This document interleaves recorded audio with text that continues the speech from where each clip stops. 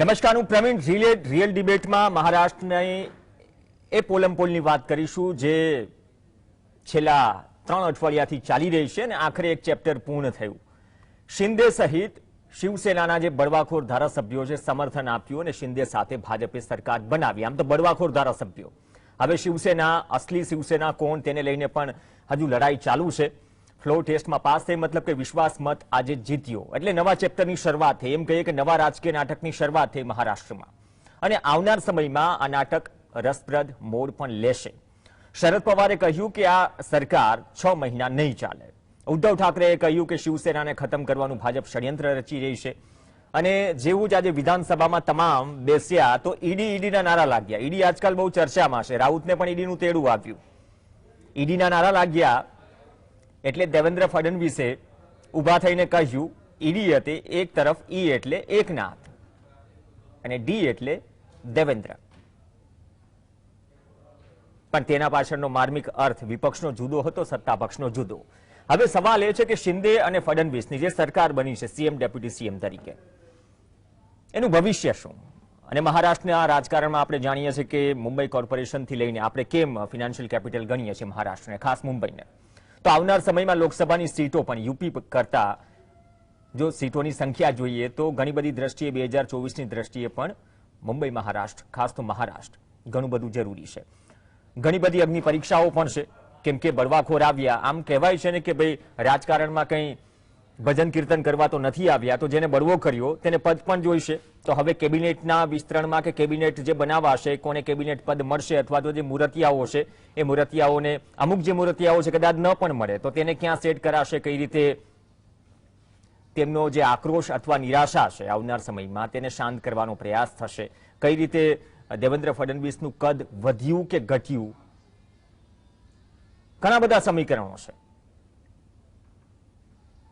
તો શિંદે સરકારનું રાજકીય ભવિષ્ય શું મહારાષ્ટ્રમાં, અને નવા ચેપ્ટરની શરૂઆત થઈ છે, આવા આવનાર સમયમાં કયા નવા વળાંકો આવશે, એ જ વિશે ચર્ચા કરવા માટે 3 ખાસ મહેમાન આપણી સાથે જોડાશે. મહારાષ્ટ્રથી આપણી સાથે જોડાશે ખાસ મહેમાન શ્રીકાંત દેશપાंडे जी. श्रीकांत जी, आपका स्वागत है. डॉक्टर हरि देसाई આપણી સાથે જોડાશે, વરિષ્ઠ રાજકીય વિશ્લેષક અને વરિષ્ઠ પત્રકાર તરીકે. દેસાઈ સાહેબ, આપનું પણ સ્વાગત છે. અને ડોક્ટર જયનારાયણભાઈ વ્યાસ પણ આપણી સાથે જોડાશે. વ્યાસ સાહેબ, આપનું પણ સ્વાગત છે. વ્યાસ સાહેબ, આપથી જ શરૂઆત કરીએ. નવા ચેપ્ટરની શરૂઆત થઈ, વિશ્વાસ મત જીત્યો, હવે શિંદે સરકાર સત્તારૂઢ થઈ છે, પણ બળવાખોર જે શિવસૈનિકો અને ભાજપની આ સંયુક્ત સરકાર છે, એક તો કેમ કે હવે શિવસેના પર પણ દાવો માંડવાની વાત ચાલી રહી છે બંને તરફથી. દિલ્હીમાં જે બિરાજતા ભાજપના મહાચાણક્ય છે અમિત શાહ, એ આ તમામ ઓપરેશન પાછળ હોવાનું ચર્ચાઈ રહ્યું છે. આ તમામ આંકલન અને પરિસ્થિતિઓ વચ્ચે આપ આ નવી જે સરકાર રચાઈ છે તેનું ભવિષ્ય કેવું જોઈ રહ્યા છો મહારાષ્ટ્રમાં? ખૂબ જ મુશ્કેલ પ્રશ્ન છે તમારો, કારણ કે કોઈ જ્યોતિષી હોત હું તો મેં આ સમય મૂકીને પ્રશ્ન કુંડળી માંડ્યો અને પછી રાહુ કેતુ બધા ક્યાં પડ્યા છે, શું છે, સત્તાનો કારક ગ્રહ ક્યાં પડ્યો છે, બધું જોઈને તમને કહેતે. મને જ્યોતિષ આવડતો, તમે શપથવિધિ ના સમયને લઈને કુંડળી માંડી લો, એ પણ નથી આવડતો. એટલે કેવા માણસને તમે પ્રશ્ન પૂછી રહ્યા છો જેને આખા જીવનભર એ જ અનુભવ થયો છે કે politics is a great game of uncertainty. રાજનીતિમાં ગમે ત્યારે કશું પણ બની શકે છે. તમિલનાડુમાં આ પરિસ્થિતિ હતી ત્યારે રામાસામી ચો, જે એક ક્રિટિક કહેવાય અથવા તો બહુ વ્યંગ ભરેલી વાતો કહેવા માટે મશહૂર હતા, એમણે તગલક કરીને એક નાટક બનાવ્યું અને એ નાટકનો કર્ટન રેઝર એટલે પહેલો જ ડાયલોગ એવો હતો કે this is Tamil Nadu, anything can happen here. આ મદ્રાસ એટલે તામિલનાડુ છે, અહીં ગમે તે વસ્તુ થઈ શકે છે. હવે આ વાક્યમાંથી તમારે જે સમજવું હોય તે સમજી શકો. હું આઈઆઈટીમાં જયારે મુંબઈ ભણતો હતો ત્યારે તમે અંતુલે સાહેબનું નામ સાંભળ્યું હશે. સિમેન્ટની થેલીઓના પ્રકરણમાં અંતુલે સાહેબને રાજીનામું આપવું પડ્યું. પછી બાબા સાહેબ ભોસલે આવ્યા. એમ કરતા કરતા ABCD એ 4 મુખ્યમંત્રીઓ આવ્યા ને ગયા. ત્યારે નાના ચુડાસમા જે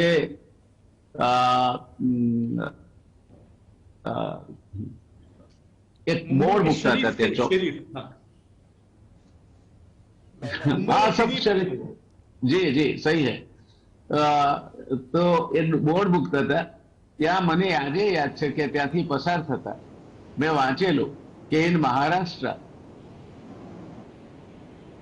the cyclostyle forms for resignation of the chief ministers are available alphabetically. So these things happen anywhere else also, they are happening. Gujarat also is no exception. तो किसी भी पॉलिटिकल घटना का आकलन करना बहुत मुश्किल होता है. उस जो क्षमता के ऊपर लगी हुई मर्यादा को देखते हुए मैं जरूर कहूंगा कि एक छोटी सी बात से मैं ये जवाब आपका देना चाहूंगा. उत्तर में मैं ये कहना चाहूंगा, छोटी सी घटना है. जब मैं कॉलेज में पढ़ता था तब एक एनुअल डे में हमारे कलीग ने एक जोक कहा था.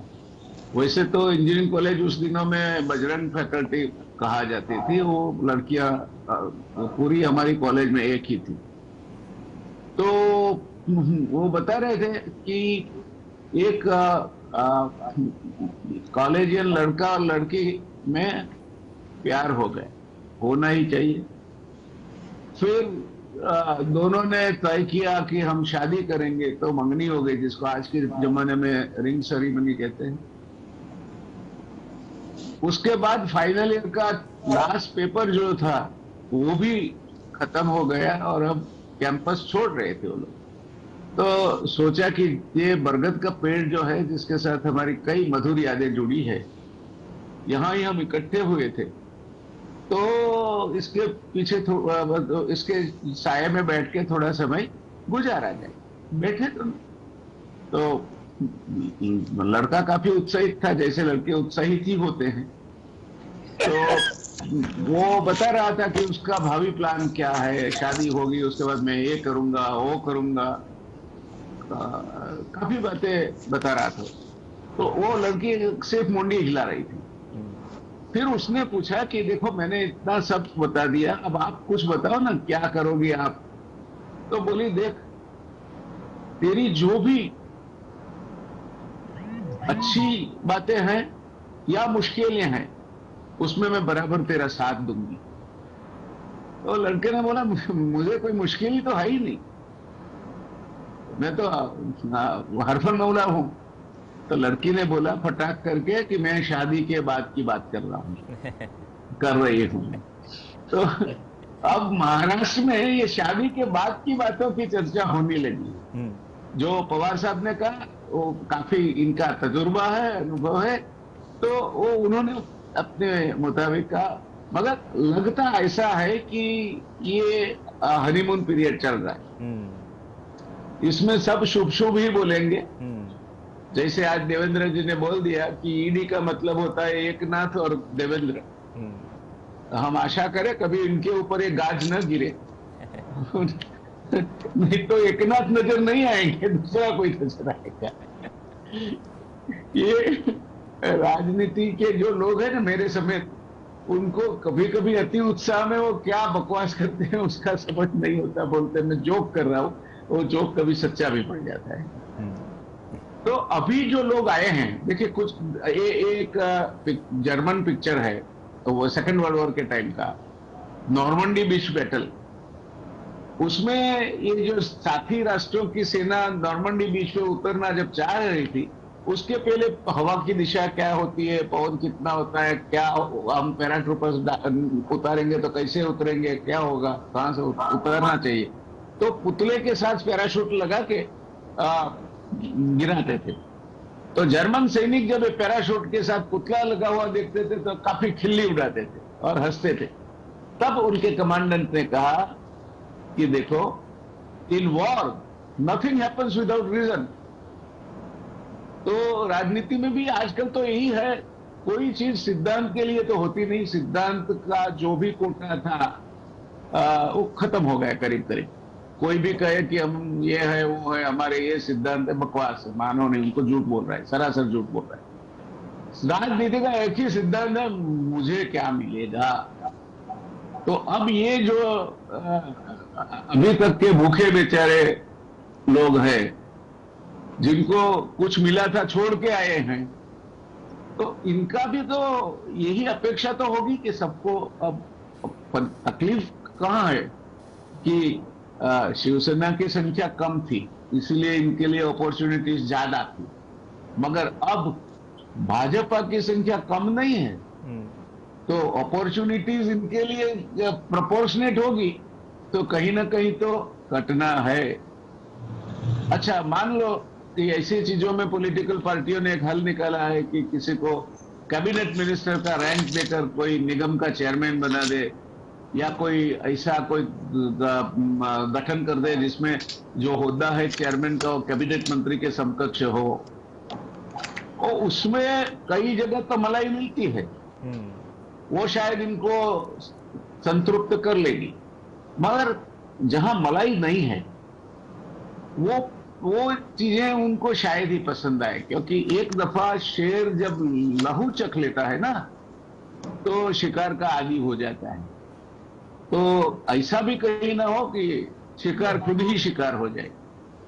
तो आने वाला समय में इतना जरूर कहूंगा, अगर आप मुझे पूछ रहे हो कि क्या होगा, तो हम प्रार्थना करें कि महाराष्ट्र के हित में, देश के हित में, लोकशाही अगर बची भी है थोड़ी बहुत, तो लोकशाही के हित में जो हो वो अच्छा ही हो, और सब लोग भारत माता की जय बोलते हैं, तो भारत माता का जय जयकार हो, ये हमारी प्रार्थना है, करबद्ध प्रार्थना है।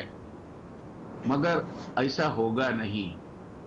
ये शादी बाद के झगड़े जैसे समय जाएगा तो कहीं ना कहीं फैमिलियरिटी ब्रीड्स कंटेम्प्ट। अभी तक जो अच्छे लगते थे वो कहीं बुरे लगने लगेंगे। कहीं बाग बटाई का झगड़ा होगा। बंबई जो महानगरी है, ये तो कमर्शियल कैपिटल ऑफ इंडिया है, सबको क्यों है बंबई में इंटरेस्ट, क्यों है? इसीलिए है कि बंबई में अगर आप ये कूड़ा कचरा भी ढूंढो ना तो पैसे मिलते हैं उसमें से। तो बंबई लक्ष्मी देवी से खास कृपा प्राप्त महानगर है, और बंबई में जो कमान संभाले सत्ता की, ऐसा कहा जाता है, मुझे कोई अनुभव नहीं है, मैं न तो ये कोई ऑपरेशन में जुड़ा हूं, आज तक कोई मेरे पे उतना कोई विश्वास भी नहीं करता था जब राजनीति में था।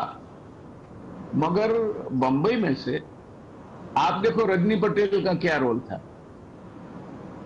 इस तरह हर समय हर व्यक्ति, जो भी पॉलिटिकल पार्टी दिल्ली में थी, उसका खजांची का काम यहां से करता था, आज भी हो रहा है। तो ये खजांची वाला काम है, इसीलिए जो सत्ताधीश पार्टी होती है दिल्ली में, उनका जो आदमी यहाँ होता है तो वो तो लाडला होता है, उसको जल्दी से हैरान नहीं करते। हो सकता है उसको प्रमोशन भी मिल जाए। और जो धनपति हैं उनको भी सरकार चाहिए। आज गवर्नमेंट और कॉर्पोरेट हाउसेस को हम अलग अलग नहीं देखते, तो वो सत्ता का भाग बंटवारा और लक्ष्मी का भाग बंटवारा मैंने देखा इतने सालों में मिलजुल के होता है। तो जिनके पास लक्ष्मी ज्यादा है उनको ज्यादा सत्ता भी मिलेगी। ये खरीद विचार संघ की जो चाल अभी चलेगी उसमें तो इंटरेस्टिंग होगा। कुल मिला के ये this will be a very very interesting time for Indian politics to watch the happenings in a state which is a money bag of India. तो मजा आएगा। हमें आपको तो कोई लेना देना नहीं है, स्टॉक मार्केट वहां है, मगर शहर में अभी थोड़ा दिन तो पैसा नहीं डालो आप, हितकर रहेगा। अभी बियर मोड चल रहा है, जब बुल्स रन आए तब आप कुछ कर लेना। तो कुल मिला के अगर मुझे आप कोई प्रिडिक्शन करने का कहते हैं तो मैं कहूंगा कि मेरी क्षमता नहीं, मगर मेरा प्रिडिक्शन ये है कि आने वाले समय में बंबई में सत्ता और लक्ष्मी का नग्न नाच होगा, उसके हम लोग सब साक्षी होंगे। भविष्य के लिए इसमें से क्या निकलेगा क्या नहीं निकलेगा वो एकनाथ जी कह सकते हैं, हम नहीं कह सकते, क्योंकि बंबई का भी परिचय नहीं है। सिर्फ 2.5 साल रहा हूं मैं, और बंबई में रहने की अपॉर्चुनिटी उसके बाद तुरंत ही थी। मैंने बंबई के कंपैरिजन में 20 से गुजरात में बड़ौदा पसंद किया, और तब से यहाँ ही हूँ। तब से बड़ौदा से अहमदाबाद आ गया हूँ, यानी बंबई से मैं दूर ही जा रहा हूँ। इसीलिए मैं ये नहीं कहूंगा कि बंबई के लिए मैं अधिकृत तौर से कुछ कह सकता हूँ, मगर it will be an interesting thing, जो टेलीविजन लोग पहले नहीं देखते थे। हाँ। क्योंकि आजकल टेलीविजन में भी एक देख लो तो सब में यही समाचार दिखते हैं। तो अभी आप न टेलीविजन देखो न अखबार पढ़ो, ये चैनल देख लो, मनोरंजन हो जाएगा। और आप तो एंकर है, तो आप कुछ भी कर सकते हैं, आपको सब्जेक्ट्स मिलते रहेंगे। खाली हरि भाई से प्रॉमिस ले लेना कि वो हमसे छटक न जाए। वो काफी लचीलापन वाले इंसान है, बहुत अच्छे इंसान है, ज्ञान में काफी उनकी महारत है। और अब हमें बंबई में भी एक साथी मिल गए, तो आपका धंधा तो धमाके से चलेगा। ये दूसरा प्रेडिक्शन। धन्यवाद प्रवीण। ધન્યવાદ વ્યાસ સાહેબ, અને બહુ સારી વાત કરી કે હનીમૂન પીરિયડમાં છે. આમ તો સરકાર બની એટલે આગળ જતા જે તમે ઝાડવાળું જે એક્ઝામ્પલ આપ્યું એ પ્રકારનું થશે. અને ભલે distance wise doctor Hari Desai Delhi અને મુંબઈ વચ્ચે ઘણું બધું અંતર હોય, પણ જે કારણોથી મુંબઈ પર મતલબ કે હોલ્ડ કે શાસનની વાત આવી, હવે આ તમામ અત્યાર સુધીના પોલિટિકલ ડ્રામામાં શિવસેનાએ આખા બળવામાં ક્યાંય મેદાનમાં ઉતરતા પહેલા જેવું લાગ્યું કે રમતમાં હતા જ નહીં અથવા તો હારી ગયા? કેમ કે ઉદ્ધવ ઠાકરે રાજીનામું આપતા પહેલા પોતાનું છેલ્લું સંબોધન પણ વિધાનસભામાં ન કર્યું. સમગ્ર મહારાષ્ટ્રમાં અને મહારાષ્ટ્રે જે પરિસ્થિતિ જોઈ એટલે જાણે કે સામાન્ય ઘટના હોય ને જાણે કે સ્વીકારી લીધું એ પ્રકારે મતલબ સત્તા પલટાઈ ગઈ. એના પરથી તમને લાગે છે કે પડદા પાછળ શિવસેનાનો આ સમગ્ર નાટકનો એક ભાગ હશે, અથવા તો શું આગળ જતા શિવસેના અને ભાજપ એક થઈને સરકાર બનાવે એવું આપ માનો છો? હું જ્યોતિષી હિસાબથી નથી પૂછતો, પરંતુ આંકલન, કેમ કે દરેકનું આંકલન અલગ હશે અને હોવું પણ જોઈએ રાજકીય વિશ્લેષક તરીકે.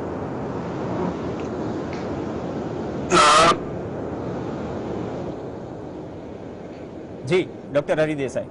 હા, અચ્છા, મને પ્રશ્ન છે. જી. હા, સોરી. પહેલી વાત તો એ છે કે આ થિયરી ચલાવવામાં આવી. ઉદ્ધવ ઠાકરેને એ આમાં મિલી ભગત છે એવી થિયરી મીડિયામાં પ્લાન્ટ કરવામાં આવી, એટલે એ દિશામાં આખું એક ચર્ચા ચાલે.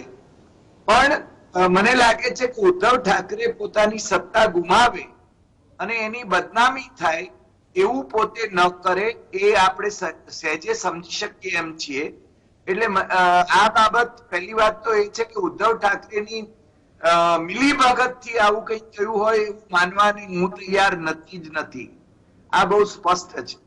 બીજું, ઉદ્ધવ ઠાકરેનો ગરાસ લૂંટાઈ જાય, અને આપણે અગાઉની ચર્ચાઓમાં પણ આપણે બહુ સ્પષ્ટ કર્યું છે કે ભારતીય જનતા પાર્ટીને ઉદ્ધવ ઠાકરેએ ચેલેન્જ કરવાનું પસંદ કર્યું હતું, અને ભારતીય જનતા પાર્ટીના મોવડી મંડળે ઉદ્ધવ ઠાકરેને પૂરા કરવા એ એનો સંકલ્પ હતો. આમે સામાન્ય રીતે ભારતીય જનતા પાર્ટીની એક નીતિ રીતિ રહી છે કે પહેલા છે ને અંદર ઘૂસવું, પહેલા છે ને મિત્રતાના દાવા કરવા, ગળે મળવું, અને પછી છે ને એ જે પક્ષો હોય એને પૂરા કરવા, મિત્ર પક્ષોને. તમે જમ્મુ કાશ્મીરની પરિસ્થિતિ જુઓ કે પછી મહારાષ્ટ્રની પરિસ્થિતિ જુઓ, મને છે ને એમાં કોઈ ફરક નથી લાગતો. આ બે. ત્રીજી વાત એ છે કે ભારતીય જનતા પાર્ટી પાસે રિમોટ રહે છે. જમ્મુ કાશ્મીરમાં ટેરરિસ્ટો સાથે જેમનો સંબંધ રહ્યો એ બહુ જગ જાહેર હતું. એવા પીડીપીની સાથે ભારતીય જનતા પાર્ટીએ સરકારો બનાવી, અને એ લોકોએ પછી સરકારો ખેંચી લીધી, પણ એમાં સ્પીકર એ ભારતીય જનતા પાર્ટીનો હતો, ત્યાં આગળ ગવર્નર ભારતીય જનતા પાર્ટીનો હતો. એક્ઝેક્ટલી એ જ ઘટનાક્રમ મહારાષ્ટ્રમાં તમને જોવા મળશે. સ્પીકર એ ભારતીય જનતા પાર્ટીનો હોય એટલે પ્રવાહીમય સ્થિતિ હોય ત્યારે છે ને એનું બહુ જ નિર્ણાયક ભૂમિકા હોય છે. એટલે એ છે ને આ બહુ લાંબી રમત હોય છે. એકનાથ શિંદે એ માત્ર કઠપૂતળી છે ભારતીય જનતા પાર્ટીની. માનનીય મુખ્યમંત્રી તરીકે આપણે એમને સંબોધીએ છીએ, પણ હકીકતમાં દેવેન્દ્ર ફડણવીસ એની પાસે સત્તાના બધા સૂત્રો છે, અથવા ભારતીય જનતા પાર્ટીના હાઈકમાન્ડ પાસે વાયા ગવર્નર એ સત્તાના સૂત્રો છે, એ આપણે સમજીએ છીએ. બીજું, તમે જો દેવેન્દ્ર ફડણવીસ અને એકનાથ શિંદેની એફિડેવિટ, જે ઇલેક્શન એફિડેવિટ છે, તમે જો વાંચો તો એમની સામે કેટલા બધા ક્રિમિનલ કેસીસ છે અને કેટલા બધા એમની સામે ભ્રષ્ટાચારના કેસીસ છે, એ પણ છે ને તમને છે ને બહુ સ્પષ્ટ થશે. ઓફકોર્સ હવે એ સત્તામાં આવ્યા છે એટલે મને લાગે છે કે આવતી એફિડેવિટમાં એમાંથી કઈ નહીં હોય કદાચ. પણ આજે તમે જો ઇલેક્શન કમિશન ઓફ ઇન્ડિયાની વેબસાઇટ ઉપર જઈને એની એફિડેવિટ ડાઉનલોડ કરશો, મેં તો ડાઉનલોડ કરીને રાખેલી છે, તો તમને છે ને એમના ક્રિમિનલ કેસીસ એમની સામે કેટલા છે અને ભ્રષ્ટાચારના કેસીસ કેટલા છે એ તમને સ્પષ્ટ થઈ જશે. એટલે મને લાગે છે કે જયનારાયણભાઈએ જે વાત કરી કે કોર્પોરેટ આખું જે વિશ્વ છે, મુંબઈ એ આર્થિક રાજધાની છે. 2024 ની ચૂંટણી માટે 2024માં લોકસભાની ચૂંટણી પણ આવી રહી છે અને 2024માં મહારાષ્ટ્ર વિધાનસભાની પણ ચૂંટણી આવી રહી છે. એટલે એને કેને પ્રકારે ઇલેક્શન ફંડ ઉભા કરવાના છે આખા દેશને માટે, અને એને માટે મહારાષ્ટ્ર એમની પાસે હોવું એ બહુ જ અનિવાર્ય હતું. એટલે આ દિશામાં આપણે જેને એમ કહીએ કે ઉદ્ધવ ઠાકરેની સરકારને તો ફ્રોમ ડે વન એ લોકો પાડવા મત ગયા હતા, પણ એમને પાડતા 2.5 વર્ષ થઈ ગયા અને આ 2.5 વર્ષ હવે એ કઈ રીતે ખેલ કરશે. શરદ પવારની એ વાત સાથે હું સંમત નથી કે 6 મહિનામાં આ સરકાર તૂટી પડશે, કારણ કે 6 મહિનામાં તો એની સામે અવિશ્વાસનો ઠરાવ પણ ન લાવી શકાય. ગૃહમાં એને વિશ્વાસનો ઠરાવ મૂક્યો છે એટલે. અને બીજું, સ્વાર્થી તત્વો છે ને એક સાથે જોડાયેલા રહેશે. અહીંયા છે ને હું માનું છું કે બધાને કંઈક ને કંઈક લાભ મળવાનો છે, એટલે એ લોકો સાથે રહેશે એવું મને લાગે છે. બહુ છે ને, કારણ કે શિવસેના છે અને ભારતીય જનતા પાર્ટી અને શિવસેનાના લીડરોએ જ કહ્યું હતું કે બુલી ટેક્ટિક્સ જે છે એમાં એકનાથ શિંદે એકા છે. એ બાબત પણ છે ને હવે આપણને આવતા દિવસોમાં જોવા મળશે. પ્રવીણ, ઓકે, આવતા દિવસોમાં ઘણું બધું મતલબ કે જોવા મળશે. 24 પણ છે યુપી, પછી મહારાષ્ટ્રની ચલો વિધાનસભા તો છે, લોકસભાની સીટોની સંખ્યા પણ મહત્વની છે અને ફિનાન્શિયલ કેપિટલ, તો આ બધી વસ્તુઓ, મલાઈ, ઈડી, આ બધી વસ્તુઓ ભલે અર્થ ગમે તે નીકળે પણ લાંબે સુધી જાય છે. અને મહારાષ્ટ્રની રાજનીતિને બહુ નજીકથી સમજતા શ્રીકાંતજી દેશપાંડે પણ આપણી સાથે છે. બ્રેક બાદ એનો પણ લાવો લઈશું કે અત્યારની જે પરિસ્થિતિ છે, શિવસેનાનું જે વલણ છે, એ વ્યૂહરચના છે અથવા તો ઘટતી પ્રતિભા છે, અથવા તો આવનાર સમયમાં કયા નવા વળાંકો કે બમણો જોવા મળશે મહારાષ્ટ્રની રાજનીતિમાં. બ્રેક બાદ શ્રીકાંતજી સાથે ચર્ચા. Welcome back. મહારાષ્ટ્રમાં પોલિટિકલ ડ્રામા ચલો સસ્પેન્સ અને થ્રિલ વચ્ચે ક્લાઇમેક્સ તરફ પહોંચ્યો. શિંદેની સરકાર બની અને સાથે સાથે વિશ્વાસ મત પણ હાંસલ કર્યો. હવે આવનાર સમયમાં શું, આ સરકારનું ભાવિ શું? ચર્ચા આગળ વધારીએ. આપણી સાથે श्रीकांत देशपांडे जी से, वरिष्ठ पत्रकार, राजकीय विश्लेषक. देशपांडे जी, आपका स्वागत है फिर से एक बार रियल डिबेट के मंच पर. और आप तो काफी नजदीकी से मतलब इन पूरा जो घटनाक्रम हुआ उससे वाकिफ है. लेकिन व्यास जी ने जो बात कही, देसाई सर ने जो बात कही, आप महाराष्ट्र की राजनीति के अच्छे जानकार है. इस सिचुएशन में शिवसेना का जो रिएक्शन या जो भी अभी रिएक्ट किया इतने पूरे चैप्टर में, उसके पीछे आप शिवसेना की हताशा देखते हो या फिर घटती हुई प्रतिभा देखते हो या फिर कोई व्यूह रचना हो सकती है इसके पीछे?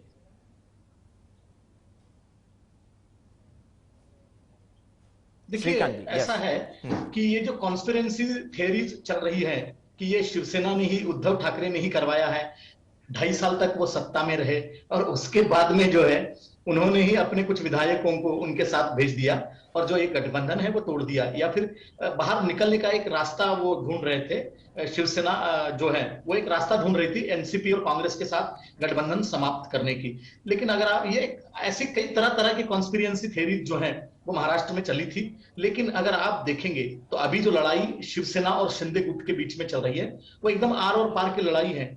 और इसमें निश्चित रूप से कि देखिए आज और एक विधायक जो है जो कल तक शिवसेना के साथ में था, कल जब लोक विधानसभा के अध्यक्ष का चुनाव हो रहा था तब उन्होंने मूल शिवसेना मतलब ठाकरे गुट के साथ अपना वोट कास्ट किया। लेकिन आज मतलब वो कल तक 39 विधायक जो थे वो एकनाथ शिंदे के साथ थे, आज उनमें से एक विधायक जो है वो शिंदे गुट में आकर ज्वाइन हो गया है और उसने खुद ही डिक्लेयर कर दिया कि वो शिंदे के साथ में जाएगा। और आज उसने जब सरकार के विश्वास मत का प्रस्ताव हुआ उसमें उन्होंने अपना वोट एकनाथ शिंदे के साथ में दिया। अब अगर और ऐसी भी खबर है कि एकनाथ शिंदे ने जब आभार का भाषण किया तो उसमें उन्होंने कहा कि इस विधायक महोदय ने उन्हें रात को 1:30 बजे फोन किया कि वो आना चाहते हैं। इसके अलावा और 4 विधायक वेटिंग में हैं जो शिंदे गुट से कभी भी मिल सकते हैं।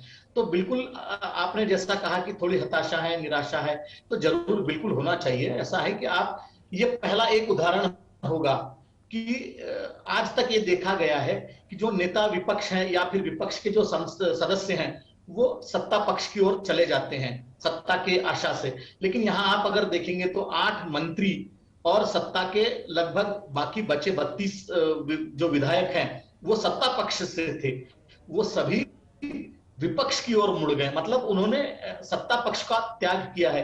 ये अपने आप में शायद देश का पहला उदाहरण हो सकता है अगर मैं गलत नहीं हूं तो ये बात आप देखिए कि बिल्कुल वहां पर जो है तो उन्हें जिस तरह से वो अपने आप को घुटन महसूस कर रहे थे उस वजह से सब ये हुआ। इसमें अलग अलग थ्योरी आपने कहा कि ऐसा है वैसा है, लेकिन निश्चित रूप से शिवसेना के अंदर जो है एक हताशा है। जैसा कि अभी मैं व्यास सर को सुन रहा था और देसाई सर को भी सुन रहा था तो उन्होंने ये बताया कि मुंबई निश्चित रूप से देश का कैपिटल है, इकोनॉमिक कैपिटल, तो जिसके हाथ में मुंबई नगर निगम की चाबियां रहती हैं वो अपने आप में एक शक्तिशाली पार्टी बिल्कुल बन सकती है। इसका कारण यही है 80,000 से अधिक 80,000 करोड़ रुपए से अधिक जो है इसका वार्षिक बजट है, लगभग 50,000 करोड़ रुपए उनके जो हैं तो उनके पास में फिक्स डिपॉजिट के आसपास है। अगर आप असम स्टेट का बजट देखेंगे तो इतना नहीं है, गोवा के 3 टाइम ये बजट है जो ईयरली बजट होता है स्टेट का, तो उससे ज्यादा। तो जाहिर है कि जिसका मुंबई पर राज चलेगा वो बिल्कुल उसके पास में कोई धन की कमी नहीं पड़ेगी। और आज तक ये माना जाता है कि शिवसेना को जो चुनाव लड़ने के खातिर पैसे आते हैं वो मुंबई नगर निगम से आते हैं, ऐसा कहा जाता है या फिर ये माध्यमों में भी चलाया जाता है। तो जाहिर है कि इतने विधायक आपके पास सत्ता पक्ष रहते हुए, आपकी पार्टी का मुख्यमंत्री रहते हुए अगर आपकी नाक के नीचे से निकल जाते हैं तो आपका हताश होना स्वाभाविक है। और जाने वाले सभी लोगों ने जो है यही आरोप लगाया है कि माननीय मुख्यमंत्री महोदय से संपर्क करना जो है तो संभव नहीं था। हमने हर संभव प्रयास किए मुख्यमंत्री जी से मिलने के, लेकिन हमें मिलने नहीं दिया गया। और इसके बारे में उन्होंने जो है तो 3-4 लोगों का नाम लिया, खासतौर पर संजय राउत जो कि मुख्य प्रवक्ता है और राज्यसभा में सांसद है पिछले 3 टर्म से, उनका एक नाम लिया। उसके बाद में शिवसेना पक्ष प्रमुख और पूर्व मुख्यमंत्री उद्धव ठाकरे जी के जो स्वीय सहायक हैं मिलिंद नार्वेकर, उनका भी नाम लिया। उसके अलावा आदित्य ठाकरे का भी नाम उसमें है और उनके जो मौसेरे भाई हैं वरुण सर देसाई, उनका भी नाम इसमें जो है तो वो लोग जोड़ रहे हैं। ऐसे ही आरोप करके इससे पहले 1991 में छगन भुजबल शिवसेना छोड़कर गए थे। उसके बाद 2005 में नारायण राणे ने भी कहा कि मेरा जो विट्ठल है मतलब बाला साहब, उनके आजू बाजू में जो भूदेव हैं, पंडित बैठे हुए हैं, वो हमें मिलने नहीं देते, हमारी बातें उनके पास तक नहीं पहुंचने देते। और इससे नाराज होकर उन्होंने जो है तो शिवसेना का त्याग किया था। लेकिन उनके साथ जो विधायक गए थे उनकी संख्या 11 या 12 से ज्यादा नहीं थी, कभी भी नहीं थी। लेकिन अगर आप इस बार देखेंगे तो वो 40 से अधिक विधायक उनके साथ में हैं जो मूल शिवसेना से हैं। इसके अलावा उनका दावा है, जैसा कि आज उन्होंने कहा, कि और 4 विधायक जो है तो उनसे जुड़ने वाले हैं। तो अब ऐसा है कि सत्ता पक्ष को छोड़कर, अपने मंत्री पद को छोड़कर विपक्ष के साथ होने वाले ये पहले विधायक है। तो इससे देखिए राजनीति में बहुत उथल पुथल होगी। माननीय शरद पवार जी ने कहा कि 6 महीने के अंदर ये सरकार गिर जाएगी, और गुजरात के साथ महाराष्ट्र के भी विधानसभा जो चुनाव होंगे। लेकिन ऐसा है, देखिए मैं देश पांडे हूं, मैं भूदेव हूं, लेकिन मैं ज्योतिषी नहीं हूं।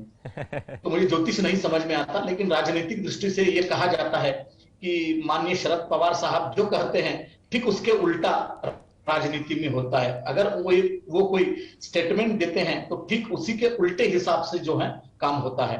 तो अगर आप ये मान के चले कि ये सही है और आज तक ऐसा ही होता आया है, तो मैं ये मानता हूं कि ये सरकार जो है तो अपना पूरा 2.5 साल का जो कार्यकाल है बिल्कुल पूरा करेगी, इसमें कोई संदेह नहीं। आज जिस तरह से एकनाथ शिंदे और देवेंद्र फडणवीस की बॉन्डिंग दिखाई दी विधानसभा के अंदर, और एक दूसरे के साथ मिलकर उनकी जो बॉडी लैंग्वेज थी वो अगर आप देखते तो आप बिल्कुल समझ जाते कि ये किस तरह की बॉन्डिंग है।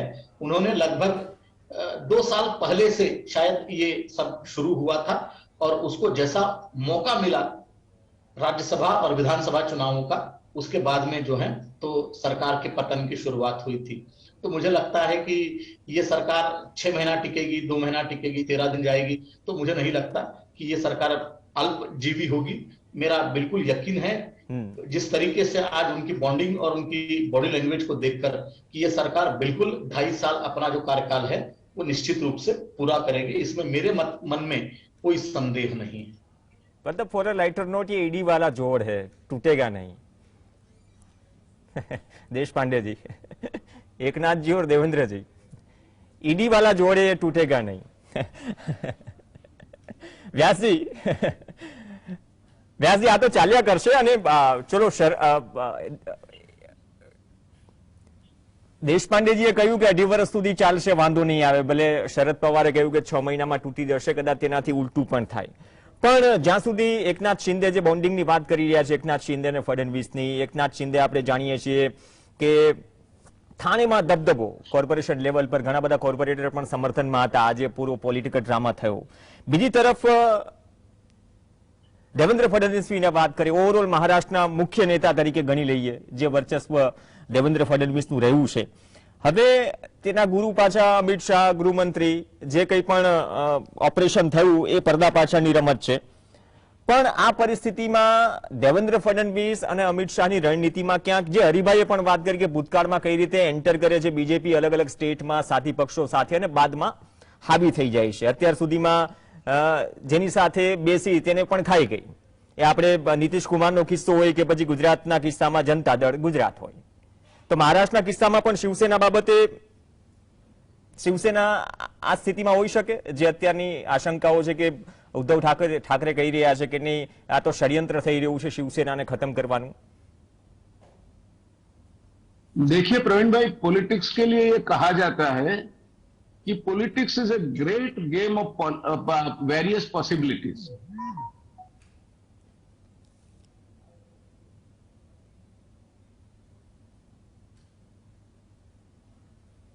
किसी ने कल्पना नहीं की होगी कि शायद अगर ये सरकार गिरेगी तो भी एनसीपी या कांग्रेस की वजह से गिरेगी, ये सोच थी। उसकी जगह सबसे मोनोलिथ जिसको बोलते हैं, जिसको बिल्कुल आयरन क्लैड फिस्ट बोलते हैं, वो शिवसेना तितर बितर हो गए। और मैं मानता हूं कि ये कोई ऐसे आकस्मिक घटना नहीं थी। देशपांडे जी ने सही बात की, 2 साल के गृह कार्य का परिणाम था। एंड लश्कर में एक कहावत है कि the battles wars are planned in the minds of the generals and executed on the battlefront. So ये प्लानिंग जो है इनका वो काफी तगड़ा हुआ है ऐसा लगता है। मैं देशपांडे जी के साथ पूर्णतः सहमत हूं। मगर ये होगा वो नहीं होगा, वो तो राजनीति में कभी कभी छोटी छोटी बातों पे भी बाजी बिगड़ सकती है। एक और बात मेरे दिमाग में आती है कि अगर कोई नौसिखिया जो है, मोटर चलाने सीखा है, कार चलाने, वो अगर एक्सीडेंट करेगा तो इतना गंभीर नहीं होगा क्योंकि वो पहले से कॉशियस है। मगर जब कोई बिल्कुल एक्सपर्ट ड्राइवर है जिसने कई सरकारें तोड़ी हो, वो जब एक्सीडेंट करता है तब वो आखिरी होता है। तो देखिए, हर सफलता आपके मन में एक गुरूर और एक अहंकार और अभिमान लाती है। मैंने देवेंद्र फडणवीस को कई दफा सुना है। मैं नहीं मानता कि ये जो बॉडी लैंग्वेज आज दिख रही है वो ज्यादा दिन तक दिखेगी, क्योंकि उसका स्वभाव ही नहीं है। वो भी अपने आप में एक सत्ता का केंद्र बनना चाहता है और उसकी वजह भी है। और वैसे भी यत्र पार्थ धनुर्धर वाली जैसी बात है। देवेंद्र फडणवीस महाराष्ट्र में आज उन्होंने इनविंसिबल अपनी इमेज खड़ी कर ली है और उनके गुरु अमित शाह जी है। तो आज सेंट्रल होम मिनिस्टर और राज्य के भी नंबर 2 यानी कि डिप्टी चीफ मिनिस्टर, अगर दोनों अपनी ताकतें इकट्ठी कर ले तो मैं मानता हूं कि ये इनविंसिबल हो जाते हैं। अगर ये घड़ी में इनविंसिबल होने के गुरूर में, इनविंसिबल होने के कहीं अभिमान में अगर एक्सीडेंट कर दिया देवेंद्र फडणवीस ने अपनी खुदगर्जी में, तो मैं मानता हूं कि वो भाजपा के लिए भी काफी फैटल होगा। नहीं करते हैं तब तक तो he is able administrator it is told, मगर कई एबल एडमिनिस्ट्रेटर्स मैंने देखे भी हैं, उनके साथ अधिकारी के तौर पे काम भी किए हैं और उनके साथ कैबिनेट मिनिस्टर की हैसियत से भी काम किया है। तो ये मैं मानता हूं कि आज तो हंसी खुशी का आनंद है। हम आशीर्वाद दे नया जोड़े को कि उनका लग्न जीवन सुखी रहे, फले फूले और दूध से नहाए और पुतो फले। तो हम अभी इसको यहां तक ही रखे तो मैं मानता हूं कि सही होगा। आगे 6 महीना कुछ नहीं होगा। मैं शरद पवार जी की बात से हरि भाई की बात को जोड़ू तो हरि भाई की बात से सहमत हूं, मगर शरद पवार भी कोई छोटी मोटी हस्ती नहीं है। वो सही कहा परांजपे जी से कि वो जब ना कहते हैं तब हाँ समझो, हाँ कहते हैं तब ना समझो। आगे भी वो क्या करेंगे वो भगवान खुद ही कह सकता है, शायद भगवान भी नहीं कह सकता। तो ये जो गेम है पूरी इंटरेस्टिंग होने वाली है प्रणव। ये मैं नहीं मानता आज इसका कर्टन रेजर है। आप कई डिबेट करेंगे तब जाके एक फाइनल डिबेट होगा जब आप बोलेंगे कि अब आगे कुछ नहीं होना है, क्योंकि महाराष्ट्र की महाभारत भूमि में अब पांडव भी निराश होकर हिमालय की ओर चल दिए। तो अब अभी सब्र रखिए। हम आज तो जो लोगों ने सत्ता के सूत्र संभाले हैं उनको देश के हित में, महाराष्ट्र के हित में, मुंबई के हित में हम उन्हें हमारी शुभकामनाएं दें। उद्धव जी अगर निराश हो गए हैं तो मैं उनको जो एक छोटी सी लाइनें में सीखा था मेरी प्राइमरी में, वो किसी भी राजनीतिज्ञ के दिमाग में बिल्कुल पत्थर की लकीर से लिखनी चाहिए कि how can you get up boy, if you never try and try again you will succeed at last. राजनीति का नाम ही अनंत शक्यताएं हैं। मैं ये नहीं मानता कि कोई भी निराश आदमी उसको सफलता तक ले सकता है। पैटन जो सेकंड विश्व युद्ध का बहुत बड़ा जनरल था, उसने कहा था कि no bloody bastard can win the war by dying for his country, a bloody bastard can win the war by making others to die for his country. तो एक कुशल योद्धा है, सेनापति है, उसका काम तो जो फडणवीस ने किया वो है कि bloody bastard can win the war by making others to die for his country. तो हम आशा करें उद्धव जी के साथ भी हमारी सद्भावनाएं और सिंपैथीज जुड़ी है। बाला साहब ठाकरे के वंशज है और उनकी गुडविल, बाला साहब की नाम और गुडविल इतना जल्दी खत्म हो जाए महाराष्ट्र में और खास करके मुंबई में, मैं नहीं मानता। मैंने उनके चरम सीमा पे उनका स्वर्ण काल था तब मुंबई में इनकी रैलियां भी देखी है तब मेरा बम्बई आना जाना भी गुजरात में रहते हुए भी हर करीब एक पखाड़े में 2 बार होता था। तो मैं नहीं मानता कि अगर मेरा दिल से कहता है, ठीक कहता है, तो I feel that in the interest of the democracy, एक गाड़ी जो अगर उसका इंजन फैल जाए, जो उस गाड़ी को चलाता है वो फेल हो जाए तो कुछ नहीं होता, गाड़ी चलेगी नहीं। मगर अगर गाड़ी 120-130 किलोमीटर पे जा रही है और उसकी ब्रेक्स फेल हो जाए तो फैटल एक्सीडेंट होता है। डेमोक्रेसी में विपक्ष ब्रेक है, सत्ताधारी पक्ष जो सत्ता चलाता है, विकास को आगे बढ़ाना या कायदे वगैरह की चिंता करना, वो इंजन है।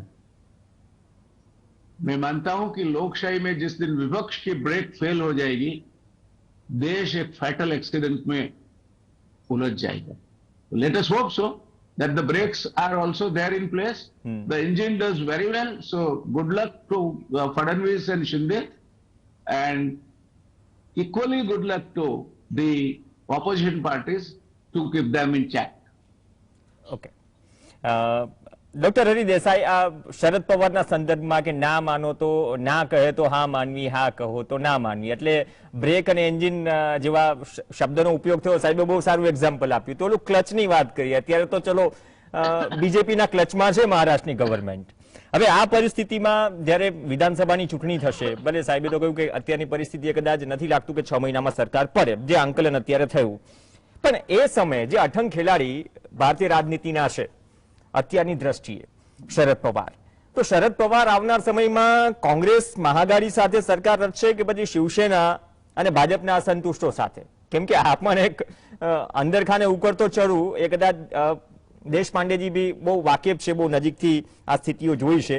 તો આવનાર સમયમાં આવી પણ સ્થિતિ બને. અને બીજી વાત કે ભાજપ અને શિવસેના વચ્ચે જે સાહેબ તિરાડ પડી છે, એ તિરાડ માનો છો કે બહુ મોટી છે અને હવે સંધાય એવી પરિસ્થિતિ નથી જેના કારણે નવા સમીકરણો રચાઈ શકે, ઇન્ક્લુડિંગ શરદ પવાર આવનાર સમયમાં? પ્રવીણ, મારો અવાજ આવે છે? જી હા. પહેલી વાત તો એ છે કે માનનીય વડાપ્રધાન નરેન્દ્ર મોદી એ સ્વીકારે છે કે શરદ પવાર એમના પણ રાજકીય ગુરુ છે અને બધા લોકો સ્વીકારે છે. આપણે ત્યાં છે ને ભૈરોસિંહ શેખાવત, ચંદ્રશેખર અને શરદ પવાર, આ અને NTR જે હવે રહ્યા નથી, ભૈરોસિંહ પણ નથી રહ્યા, ચંદ્રશેખર પણ નથી રહ્યા, પણ આ બધા છે ને સર્વમિત્ર છે. બધા પક્ષોમાં એમના મિત્રો છે અને કલા કારીગરી જે કરવાની, જે મને લાગે છે કે એકનાથ શિંદે આજે વિધાનસભામાં જે શબ્દ પ્રયોગ ફડણવીસ માટે કહ્યો કે સૌથી મોટા જાદુગર તો ફડણવીસ છે, અમે છે ને અંધારું ઓઢીને મળતા હતા, કોઈને એની જાણ પણ ન થાય એ રીતે. એટલે ટૂંકમાં આ યોજના ખૂબ પહેલાથી ચાલતી હતી. શરદ પવાર એ બહુ મોટા ખેલાડી છે, પણ શરદ પવારની ઉંમર હવે અને એમનું છે ને જે એમનું સ્વાસ્થ્ય કથળતું ગયું છે એને કારણે શરદ પવાર હવે થાક્યા હોય એવું લાગે છે મને. એટલે એ દિશામાં શરદ પવારની કેટલીક મર્યાદાઓ છે. બીજું, હવે જે ગેમ રમાય છે, it is not a fair game. સત્તા પક્ષ ઓપોઝિશનને ખતમ કરવા માટે કોઈ પણ હદે જઈ શકે છે. એન્ફોર્સમેન્ટ ડિપાર્ટમેન્ટને કામે, ડિરેક્ટરેટને કામે લગાડે છે, CBI ને કામે લગાડે છે, બાકીના બધા એજન્સીઝને કામે લગાડે છે.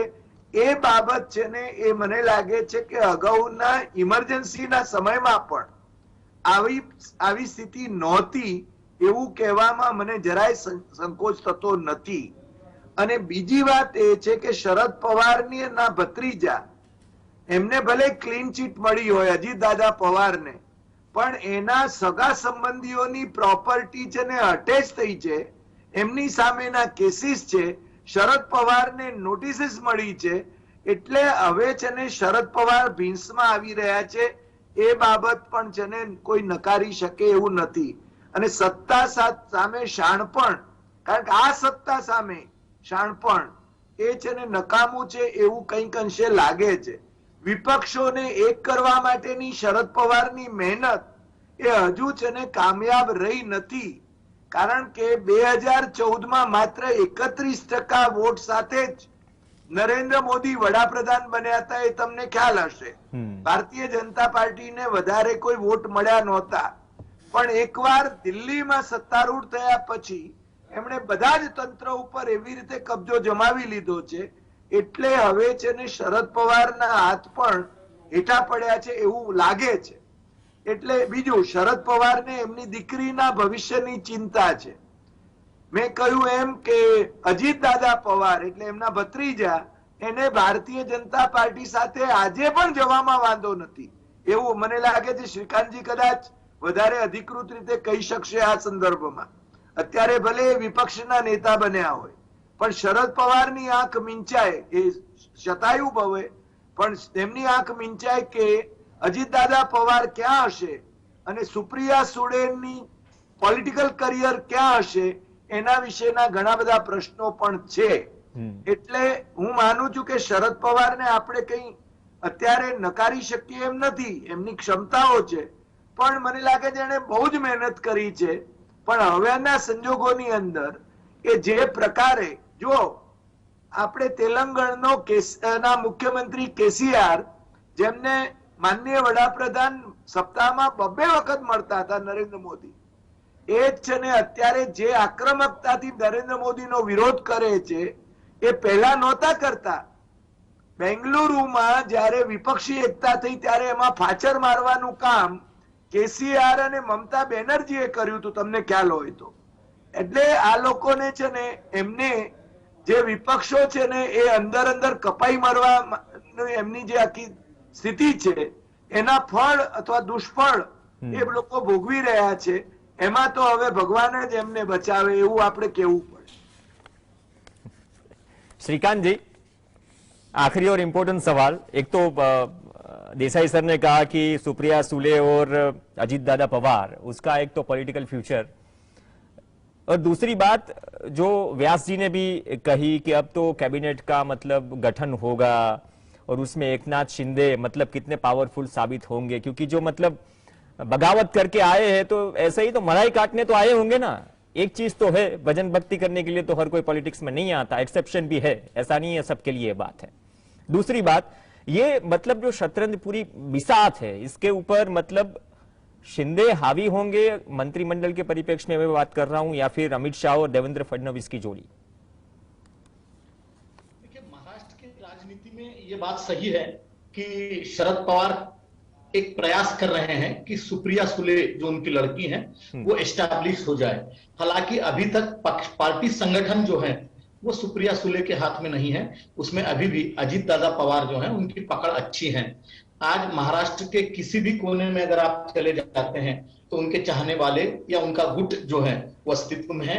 इसलिए शरद पवार जो हैं वो मतलब ये चाहते हैं कि सुप्रिया सुले इसकी कमांड करे, और स्वाभाविक रूप से इसमें कोई गलत मैं नहीं समझता, क्योंकि जहां परिवारवाद की राजनीति चलती है वहां उसकी विरासत जो है तो उसके अपने अपने ब्लड रिलेशन जो है उन्हीं के साथ में हो, ये मानना अगर है तो उसमें कोई मैं दिक्कत नहीं समझता. अजीत पवार की बात ऐसी है कि वो पिछले 2.5 साल पहले जब देवेंद्र जी के साथ में गए थे शपथ लेने के लिए, और उसके बाद में मात्र 72 घंटे में उनको वापिस आना पड़ा, तो उसके बाद में जो है उन्होंने अपने काम का जो मतलब अपने समर्थन में कितने लोग आ सकते हैं इसके इस स्ट्रेटेजी पर वो पिछले 2.5 साल से लगातार काम कर रहे हैं. अगर आप देखेंगे सुबह 8 बजे मंत्रालय जाते हैं, अपने काम में लग जाते हैं, और उन्होंने जिस आरोप को लेकर अभी एकनाथ शिंदे और उनके जो 39-40 समर्थक विधायक जो हैं वो सत्ता से बाहर निकले और नई सरकार का गठन हुआ, उन सभी लोगों ने एक ही सुर में ये कहा कि अजीत पवार जो हैं वो हमारे कॉन्स्टिट्यूएंसी में जो हमारे राइवलिस्ट एनसीपी के कैंडिडेट थे उनको पैसे दे रहे हैं, लेकिन हमें पैसे नहीं मिल रहे हैं. जो विकास निधि होता है वो हमें नहीं मिल रहा है, लेकिन जो एनसीपी के राइवलिस्ट थे जो चुनाव हार गए थे उनको पैसे मिल रहे हैं. तो जाहिर है कि अजीत पवार जो हैं अपने समर्थकों की संख्या जो है वो बढ़ाने में लगे हुए हैं. और रही बात एकनाथ शिंदे हावी हो सकते हैं क्या, तो देखिए ऐसा है कि एकनाथ शिंदे आज अगर आप 2 दिन से उनको फॉलो कर रहे हैं तो आपको ये समझ में आएगा कि वो एकदम गदगद से हैं कि केवल एक 40 विधायकों के नेता होने के बावजूद भारतीय जनता पार्टी ने एक मास्टर स्ट्रोक की तरह उन्हें मुख्यमंत्री पद दिया है। तो जाहिर है कि वो थोड़े गदगद हैं और भाजपा के प्रति उनका समर्पण भाव भी है। अपने हर भाषण में या हर मुलाकात में, हर इंटरव्यू में वो अमित शाह जी का, जब जेपी नड्डा जी का, प्रधानमंत्री नरेंद्र मोदी जी का नाम बिना चूक लिए ले रहे हैं। वो मतलब हर बार वो इससे शुरुआत करते हैं कि आदरणीय मोदी जी, अमित शाह जी, नड्डा जी, और इसके सिवा जो है तो उनके भाषण, उनके इंटरव्यू जो है तो कंप्लीट नहीं हो रहे हैं। तो भारतीय जनता पार्टी ने जिस तरीके से उनको लाया है, बिठाया है, तो मुझे लगता है कि मंत्रिमंडल का विस्तार जब भी होगा तो एकनाथ शिंदे गुट के हाथ में लगभग 14 से 15 मंत्री पद जो हैं वो आ सकते हैं और बाकी बचे मंत्री पद जो हैं वो भारतीय जनता पार्टी अपने पास रखेगी। इसका कारण भी है कि भाजपा के 106 विधायक हैं, ये संख्या अपने आप में बहुत बड़ी है, ये कम नहीं है। तो जाहिर है कि अगर 50 विधायकों को वाली पार्टी में अगर नाराजगी हो सकती है तो 105-6 वाली पार्टी में नाराजगी होना एकदम स्वाभाविक है, ये राजनीति है। जैसा कि अभी मैं व्यास जी को सुन रहा था तो उन्होंने भी कहा कि ऐसे में जिन लोगों को पॉसिबल है उनको जो है तो मंत्री पद दिया जाएगा, और जिनको पॉसिबल नहीं है, महाराष्ट्र में 100 महामंडल है, एसटी महामंडल को लेके गृह निर्माण महामंडल या फिर अन्य ऐसे 100 महामंडल हैं। महात्मा फुले आर्थिक विकास महामंडल है, ज्योतिबा फुले आर्थिक विकास महामंडल, ऐसे कई महामंडल है, ऐसे 100 के आसपास हैं। तो जिनका दर्जा जो है तो एक कैबिनेट मंत्री के बराबर का है, उसके अध्यक्ष का। तो हो सकता है कि इनमें से, और पिछले 2.5 साल में जो महाविकास आघाड़ी सरकार थी उनमें केवल एक महिला बाल कल्याण जो महामंडल है उसमें लोगों को उस पद पर नियुक्ति की गई थी। बाकी अन्य जो 99 महामंडल है उनमें किसी को भी नियुक्त नहीं किया गया था, जबकि ये मांग जोर शोर से उठ रही थी कि 30-30-30 मंडल बांट दिए जाएं और 10 मंडल जो हैं वो जो निर्दलीय समर्थन दे रहे हैं उनके समर्थकों में बांटे जाए। लेकिन पिछले 2.5 साल में ऐसा कुछ नहीं हुआ। तो मुझे लगता है कि ये जितने जल्दी हो सकता है, ये नई सरकार जो है जैसे ही मंत्रिपरिषद का गठन होगा उसके बाद में तुरंत ही मुझे लगता है 8-10 दिन में महामंडलों का जो है वो भी आवंटन किया जाएगा, जिससे कि जो एक तरह का असंतोष बन सकता है भविष्य में उसको कम किया जा सकता है। इसके अलावा महाराष्ट्र में जो देवस्थान है, मतलब पंढरपुर देवस्थान है, उसमें अध्यक्ष जो होता है उसकी अपनी एक गरिमा होती है।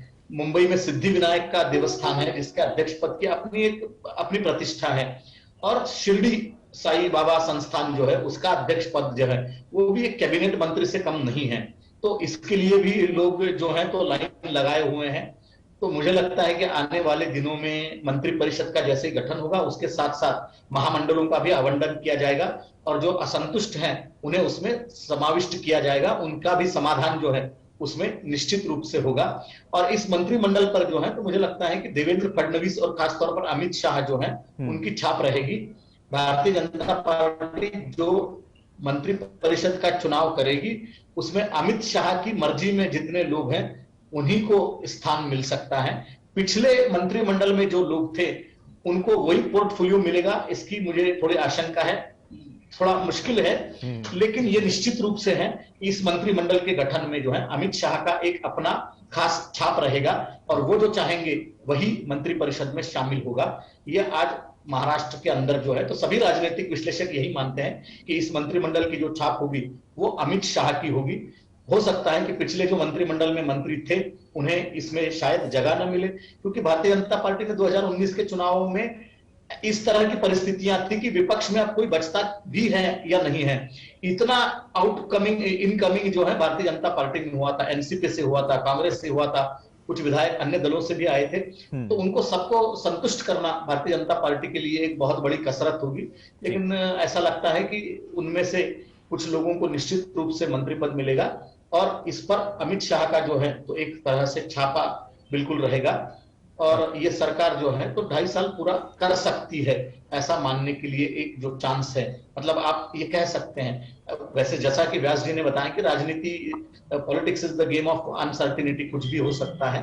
लेकिन जिस तरीके से एकनाथ जिस तरीके से देवेंद्र फडणवीस सत्ता के बाहर रहने के बावजूद 106 विधायकों को अपने साथ जोड़े रहने में सफल रहे, जबकि उनमें से 80% विधायक जो है वो भारतीय जनता पार्टी के विचारधारा के मूल विचारधारा के नहीं थे, वो अन्य दलों से भाजपा में आए थे। फिर भी वो एक बॉन्ड जो है एक उनको जोड़ने वाला वो देवेंद्र फडणवीस था। तो मुझे लगता है कि अगले 2.5 साल भी देवेंद्र उनको इसी तरीके से शायद बांधने में सफल हो जाएगा और ये सरकार जो है तो आगे चल सकती है। ओके, धन्यवाद श्रीकांतजी।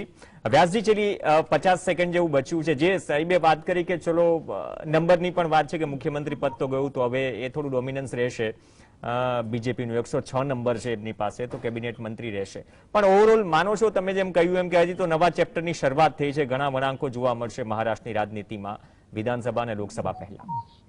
Concluding comment sir. तो मैं उसी बात पर टिका रहूंगा कि अभी शुरुआत है, let us wait for some time, let the dust और द पीपल सेटल डाउन। मगर मैं मानता हूं कि जो भी हो, आने वाले 2.5 साल राजकीय दृष्टि से काफी इंटरेस्टिंग रहेंगे और हो सकता है अभी न हो, 6 महीने तो वैसे भी आप अविश्वास का ठहराव नहीं ला सकते। बिना अविश्वास का ठहराव लाए हुए भी विधानसभा में आप you can put somebody in the minority, तो ये भी जरूरी नहीं है कि यही एक रास्ता है, देयर आर वेज आउट। मगर देखते हुए कि कई संस्थाएं जो है वैधानिक से लेकर अदर्स, वो आजकल जो परिस्थिति बनी है उस पर न तो शिंदे का कोई ठप्पा होगा, न तो उद्धव ठाकरे जी का महाराष्ट्र के बाहर कोई इतना प्रभाव होगा। तो मैं मानता हूं कि इनके लिए मुश्किलें बढ़ेंगी। एक प्रिडिक्शन, उद्धव ठाकरे और राउत जैसे लोगों के लिए मुश्किलें बढ़ेगी। ओके, शुरुआत में इनके लिए आनंद के दिन होंगे एकनाथ शिंदे के, मगर उसके बाद जो असंतुष्ट है, उनकी जो कोप है या गुस्सा है, वो उनके ओर फूटेगा। बाकी Bhajpa is in a totally win win situation. બહુ સાચી વાત કહી કે હજી તો શરૂઆત છે, પણ આવનાર સમયમાં ઘણું ઇન્ટરેસ્ટિંગ પોલિટિક્સ જોવા મળશે અને ઘણું બધું નિરાશ થાવ, મનાવો, આ બધી વસ્તુઓ નવી નથી ભારતીય રાજનીતિમાં અને મહારાષ્ટ્રના કેસમાં। ધન્યવાદ શ્રીકાંતજી, ડોક્ટર હરિ દેસાઈ અને વ્યાસજી રિયલ ડિબેટમાં જોડાયા। આ સાથે ચર્ચામાં હાલ બસ આટલું જ। નમસ્કાર।